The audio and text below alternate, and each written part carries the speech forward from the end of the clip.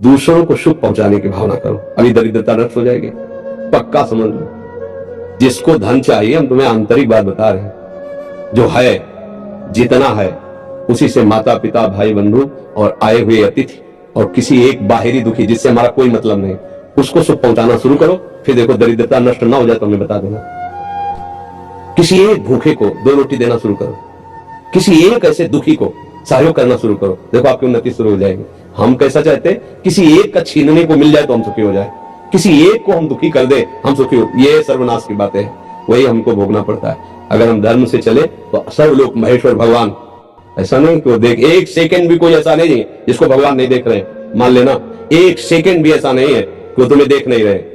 सही ढंग से चलो, पीछे की बिगड़ी बना लो, आगे का मंगलमय मार्ग हो जाएगा। नाम जप करो, कोई नशा मत करो, जो अर्थ कमाओ, माता पिता परिवार को सेवा, और किसी ऐसे को जिससे बदला लेने का भावना हो। जैसे मतलब ने आपको जल पिलाया तो कभी आप हमको हाथ जोड़ के भी राधे राधे कहेंगे, ऐसी भावना नहीं हो। ऐसे किसी की सेवा करो, किसी पशु, किसी पक्षी, किसी ऐसे व्यक्ति की, वो तुम्हारे लिए इतनी जोर का काम करेगा कि सब व्यवस्थाएं बननी शुरू हो जाएंगी। वो कैसे बनाता है समझ में नहीं आता, और जब कर्म बिगड़ जाते हैं तो कैसे बिगड़ता है संभाल भी नहीं पाते, इसलिए उसको रिझा लो, सारी बात बन जाएगी।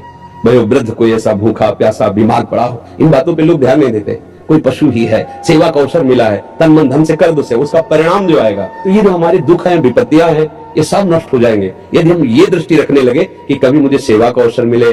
जो असहाय है, जो असमर्थ है, ऐसे मान लो पशु है, अब क्या कहाँ दवाई मांगेगा, कहाँ अब उसका पैर टूट गया है, उसको ले जाए जहां पशु अस्पताल, उसको दवाई करवाएं, उसको जब तक थोड़ा ठीक ना हो जाए तो उसको खान पान की भगवान रीत जाएंगे। सच्ची मानिए, पर ये बातें सबकी समझ में नहीं आएगी। अगर ऐसे भाव से चलो तो पूर्व का जो अशुभ कर्म है वो नष्ट हो जाएगा। वो अशुभ कर्म ही हमें दुख देता है, अशुभ कर्म ही दुख देता है। ये जो हमें भुलावे में डाला जाता है ना कि हम ये कर देंगे तुम्हारा दुख दूर हो जाएगा, बिल्कुल नहीं।